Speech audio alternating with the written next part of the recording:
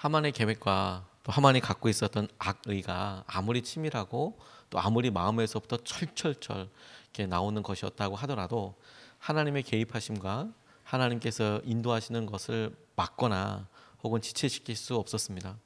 하나님께서 하만의 생각과 하만의 계획을 완전히 엎으셔서 하나님이 계획하신 것들을 사람들에게 드러내시고 유대 사람들을 지키셨습니다. 보호하셨습니다.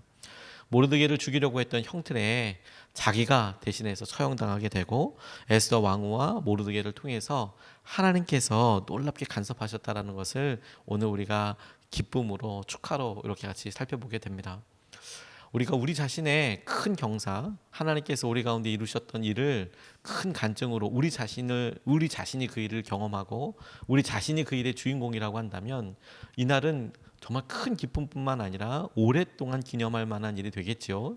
그런데 만약에 이것이 우리 자신이 아니고 다른 사람에 관련된 축하와 놀라운 승리의 날이라고 한다면 그것이 기쁠 수도 있고 그것이 대단하다라고 이야기하지만 머릿속에서 잊혀지게 될 수밖에 없습니다. 우리 자신의 일이라고 우리의 자신의 일일 때랑 또 그렇지 않을 때는 사뭇 차이가 나는 거겠죠. 하나님께서 이스라엘을 통하여 보여주신 이 일이 우리에게 이 승리의 날을 특별히 기념하여서 보고 싶은 것은 하나님께서 우리가 물리적으로 어떤 유대인 이렇게 볼 것이 아니라 하나님께서 이루신 일, 우리를 오늘도 간섭하시고 보호하시는 하나님께서 이루신 놀라운 것들, 그것을 오늘도 하나님께서 우리에게 이루어 주시겠구나, 이것이 우리에게 일어나는 영적인 역사이구나, 이렇게 받아들이고 그렇게 간절히 기도할 수 있는 도전이 된다고 저는 그렇게 생각합니다. 역전의 날을 맞게 될 때 이것이 그 오래전에 이스라엘 사람들에게 있었던, 유대인들에게 있었던 그런 놀라운 일이지, 지금도 이스라엘 사람들은 이 날을 지키지, 기뻐하지, 이런 게 아니라 주님께서 이렇게 매여있고 죽을 수밖에 없었던 사람들을 한 번에 살리시듯이 우리의 삶을 돌이켜보니 우리가 죄에서 구원되고 주님께서 우리의 삶에서 당신의 계획으로 부르시고 주님께서 놀라운 은혜를 이끌어 가시지, 그 일을 생각하며 날마다 이 일이 우리 가운데 승리의 놀라운 순간으로 경험되고 이루어지도록 이렇게 붙잡을 수 있으면 좋겠습니다. 오늘 말씀에서 첫 번째로 우리가 하나님께서 하신 일을 통하여 우리가 같이 붙잡고 기도하고 싶은 것은 주님이 역전시켜 주신다라는 거예요. 주님이 역전시켜 주신다. 여러분, 이 말씀을 우리가 읽기만 해도 얼마나 황홀한지 모릅니다.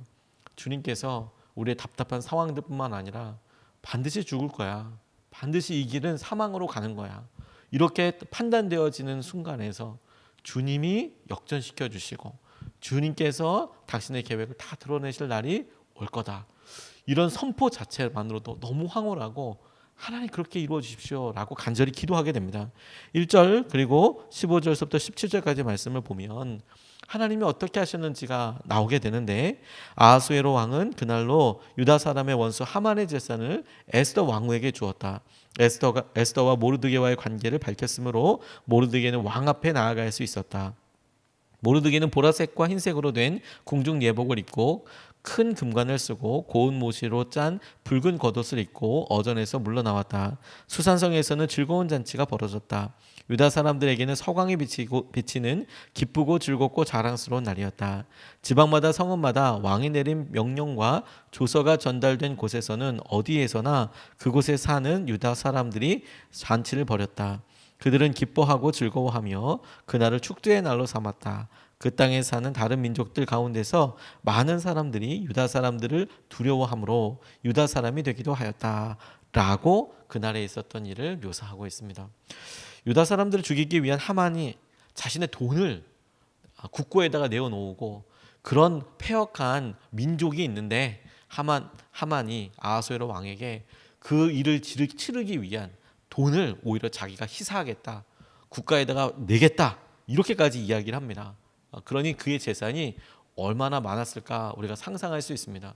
하만이 자기 재산을 나라에다 내어놓고 나라에 방해가 되는 민족 하나를 말살시키겠습니다, 이렇게 말을 전할 때 그 재산, 하만에게 있어서 한 민족을 죽일 만큼, 유대인들을 죽일 만큼의 그런 능력과 통로가 됐던 그 재산, 그걸 하나님께서 기억하시고 그 재산이 졸지의 삽시간에, 아니 하루 만에 에스더에게 넘어가게 됩니다. 그러나 이 모든 것은 하만의 죽음으로, 하만이 아무리 그 많은 돈을 갖고 있어도 그가 죽으면 아무 의미도 없죠. 그의 아들들도 죽게 되면 아무 뭐 의미도 없죠. 그런 허망한 것을 가지고 우리가 살아갑니다. 그런데 하나님께서는 그런 놀라운 통로와 수단들을 하나님께서 이루신 승리와 하나님께서 하신 일을 더 드러내기 위한 놀라운 재료로 삼으셨어요. 아하수에로 왕을 통하여서 그 재산이 에스더 왕후에게 주어지게 됩니다. 주님은 역전시켜 주세요. 하만을 대신하여 모르드게가 그 자리에 서게 됩니다. 그 전날 왕에게 목숨을 건져 주었던 모르드게의 이야기를 다시 한번 확인하고 난 다음에 아하수에로 왕이 하만에게 네가 온 성읍을 돌아다니면서 소리를 치면서 왕에게 놀라운, 이렇게 왕께서 기뻐하시는 사람은 얘기는 이런 일까지 행한다, 이렇게 할 정도로, 그래서 그렇게 모르드게를 이제 왕이 앞서게 하고 그리고 그를 등용해서 사용하는 그런 일이 있게 되죠. 염려와 걱정으로 가득했던 날이 기쁨과 자랑으로 충만한 날이 되는 겁니다. 다시 한번 주님이 역전시켜 주실 것입니다. 이것을 우리에게 주님께서 보여주시고, 지금 우리의 삶과 수준에서가 아니라 주님이 개입하시고 주님이 이끌어 주시는 회복이 있고 역전시켜 주시는 것을 붙잡고 기대하고 그리고 기다려라. 저는 그렇게 붙잡았습니다. 주님, 오늘 우리가 주님께서 행하실 놀라운 은혜 아직 이루어지기 전이다 하더라도 주님께서 우리를 역전시켜 주시고 주님께서 우리에게 회복시켜 주시는 날은 이렇게 큰 기쁨과 은혜가 있는 날이 될 것을 믿습니다 라고 기도하고 붙잡고 싶습니다. 유정옥 사모님이 본인의 간증을 이렇게 쓴 책에서 보니까 혼 빼는 여자라는 그런 이야기를 이렇게 쓰신 적이 있습니다. 이 혼 빼는 여자가 누구냐면 유정옥 사모님 본인에 대해서 시어머니가 부른, 너는 혼 빼는 여자다라고 이렇게 이야기했다는 겁니다. 이유가 뭐냐면 멀쩡하게 회사를 잘 다니고 있던 아들이 어느 날 회사를 그만둬요. 그리고 신학을 하겠다고 이야기하는 겁니다. 와, 너무 놀랍고 당황스럽겠지만 시부모님 입장에서는 믿음 생활을 전혀 하지 않고 있는 상황에서 아들이 멀쩡하게 다니고 있던 직장을 그만두는 것 자체가 참 이게, 그렇죠, 황당하죠. 근데 가장이기도 하고 자기 아들이니까 그렇다 싶지만 이유를 가만히 보니, 아니 신학교 간다고 하고 전혀는 그렇지 않았는데 신앙생활하기 시작하는 거예요. 그래서 그렇다 싶은데, 아니 시누이가 임용고시를 열심히 준비하고 있었는데 그 임용고시 보는 날이 주일이었대요. 열심히 준비하고 그렇게 기도하던 그 시누이가 이 언니한테 물어본 거죠. 주일날 이러이러한데 이만한데 어떻게 했으면 좋겠냐. 그랬더니 우리가 믿음 생활하면서 우리가 주일 성수해야 될 것 이런 걸 나누고 용기를 내서 시험을 보러 가지 않은 거예요. 시험을 임용고시 잘 준비하고 있던 그 시누이가 시험을 보고 어떻게 해야 될 텐데 시험을 아예 보지 않고 그날 교회에 가 있었던 거예요. 근데 이런 일들이 막 밝혀지니까 이 시어머니가 너무너무 부하가 이렇게 막 분노가 막 확 일어난 거죠. 그런데 거기에 하나 더 더해서 아들이 신학을 하게 되면서 40일 금식 기도를 하러 올라가셨대요. 40일 금식 기도를. 그래서 38일 정도가 됐는데 이제 좀 있으면 남편이 내려와야 될 날이 됐는데 시어머니가 참다 아들이 회사 그만둘 때도 정말 욕까지 올라왔지만 참다가, 그리고 시누이가 다 자기 딸이 똑같이 교회 다닌다 그러면서 시험 안 보러 갈 때도 간신히 막 뭐라고 하게 했지만 그냥 참았는데, 아들이 집을 나갔는데, 집을 나갔으면 그 며느리가 가서 뭐라도 챙겨주고 빨래라도 해주고 밥이라도 챙겨주고 그래야 될 텐데, 며느리는 집에 가만히 있고 아들은 30일이 넘도록 집에 안 들어오고 밥을 먹는 것 같지도 않고 뭐 만나는 것 같지도 않고, 사모님 입장에서는 그럴 듯이 찾아는 가지만 그래도 금식하고 있는 사람한테 밥을 해줄 이유는 없지 않겠습니까? 오히려 더 생각과 기도에 집중할 수 있도록 시간을 드리는데, 어머니가 보기에는 완전히 남편을 잡아먹는 사람으로, 혼을 빼놓는 사람으로 보이는 거예요.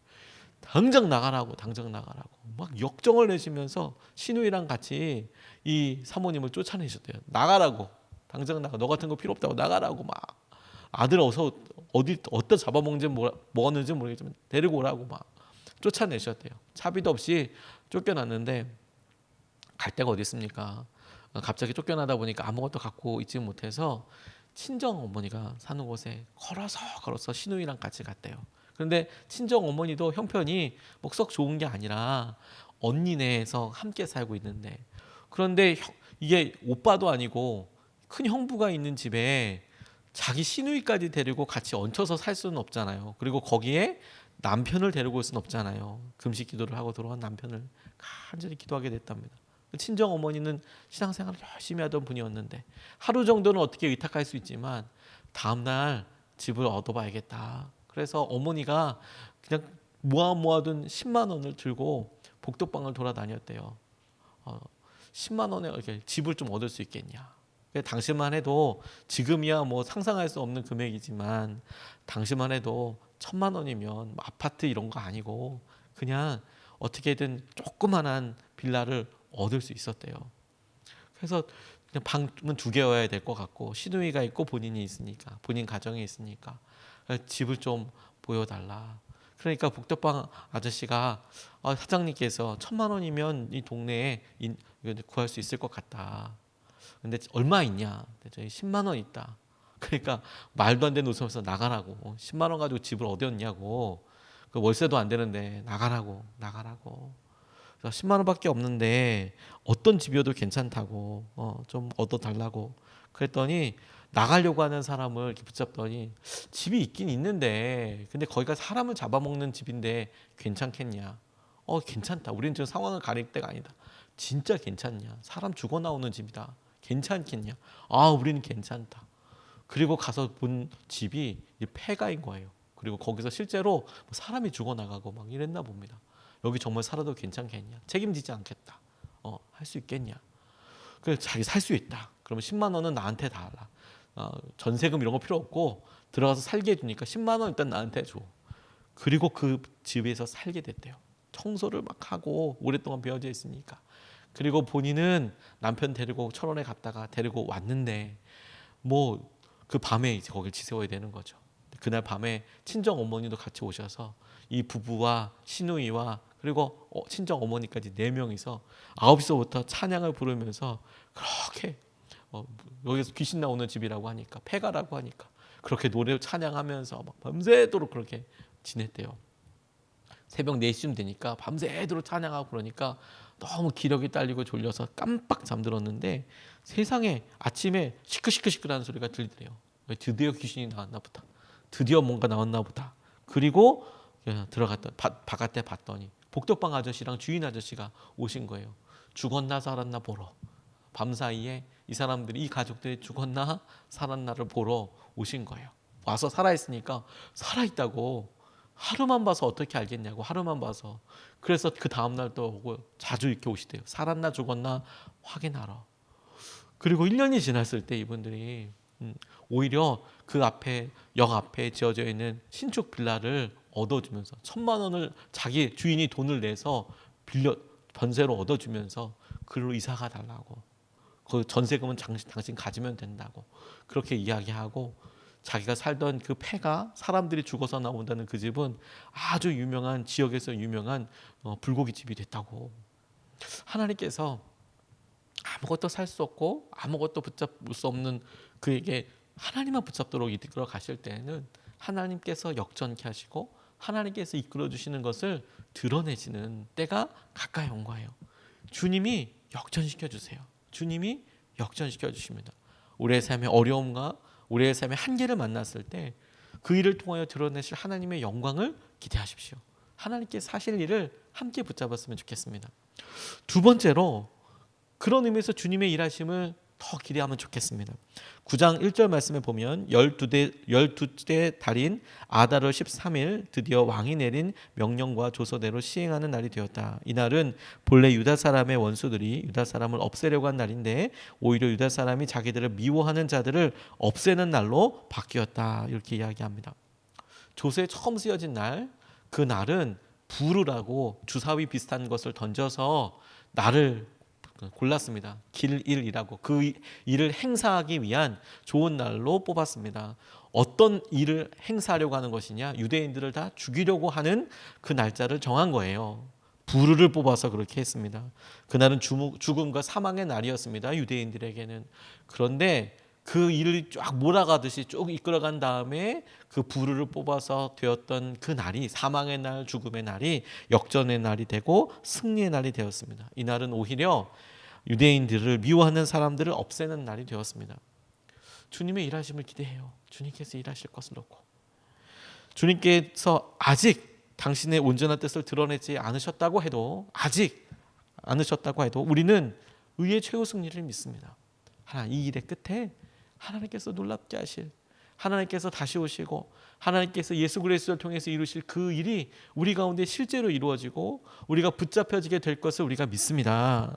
또한 우리가 살아있는 동안에 이 일이 일어나게 될 것을 우리가 믿습니다. 살아있는 날 동안에 이 일이 우리에게 있을 것을 우리가 믿습니다.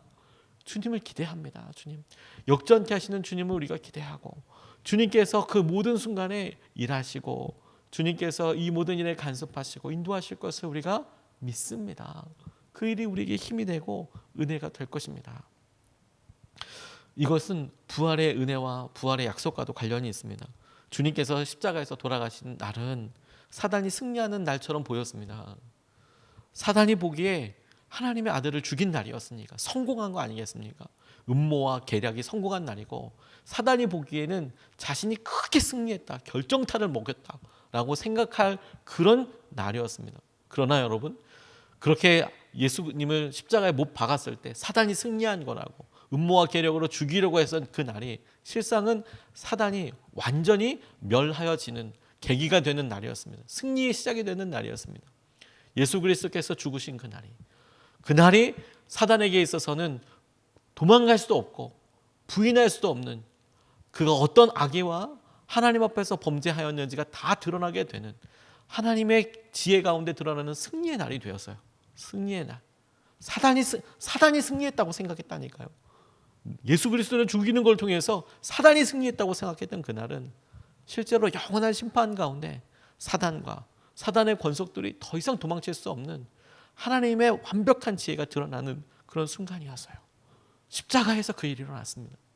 그리고 주님께서 부활하심으로 이것이 놀라운 생명의 은혜이고 하나님의 약속이 우리 가운데 그대로 실제가 되는 것을 예수님을 통해서 우리에게 이미 보여주신 거예요. 주님께서 주님이 하신 일을 기대하라라고 말씀하시는 것은 우리가 보기에 이게 망하는 날이구나, 이게 십자가에서 죽는 거구나, 위에서 끝나는 거구나 생각하는 그 날을 하나님께서는 기억하시고, 하나님의 지혜와 하나님의 놀라운 능력 안에 그 날이 우리에게 있어서 정결하게 하시고 사단의 유혹들이 떨쳐지게 되고 하나님께서 예비하신 놀라운 부활의 능력을 함께 보게 되는 날이 될 것이다. 우리가 그걸 기대하면 좋겠습니다. 조니 에릭슨 타다라고 다이빙 선수였는데 불의의 사고로 인하여서 전신마비가, 목 밑으로 마비가 된 그런 여성이 있었습니다. 하나님을 놀랍게 그런 고난 가운데 만나게 되고 간증을 하면서 많은 사람들에게 이런 은혜를 끼쳤던 그런 분인데, 한 번은 집회를 이렇게 갔는데 집회 때마다 이 조니 에릭슨 타다라는 여성이 곤혹스러울 때가 있었대요. 그게 뭐냐면 이 강사님이 가끔 가다가 다 같이 하나님 앞에 무릎 꿇었으면 좋겠다 이렇게 이야기하실 때가 있더라는 거예요. 감동에 의해서 우리가 하나님 앞에 기도하는데 여러분 하나님 앞에 우리 무릎 꿇읍시다. 서양 사람들한테도 무릎 꿇는 거는 굉장히 좀 낯설거든요. 그러면 이제 앉아있던 사람들이 일어나서 무릎을 탁 꿇는 거예요. 그리고 하나님 앞에 결단의 기도를 드리죠. 하나님, 우리 가운데 행하실 은혜를 하나님께서 이루신 일을 찬양합니다. 이렇게 기도를 하는데 이때가 이 조니 에릭슨 타다한테는 되게 어색한 시간이에요. 왜냐하면 휠체어를 타고 있잖아요. 몸 밑으로는 못 움직이잖아요. 그러니까 자기를 이 휠체어에 고정을 시켜놓은 거예요. 움직이려고 그러면 고정을 시켜놔야 힘을 못 쓰니까.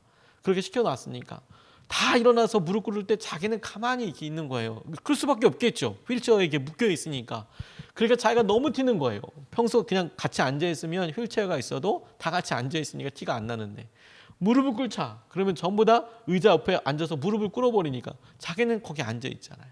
근데 한 번은 그날은 자기가 그렇게 앉아있는데 막 눈물이 나오더래요.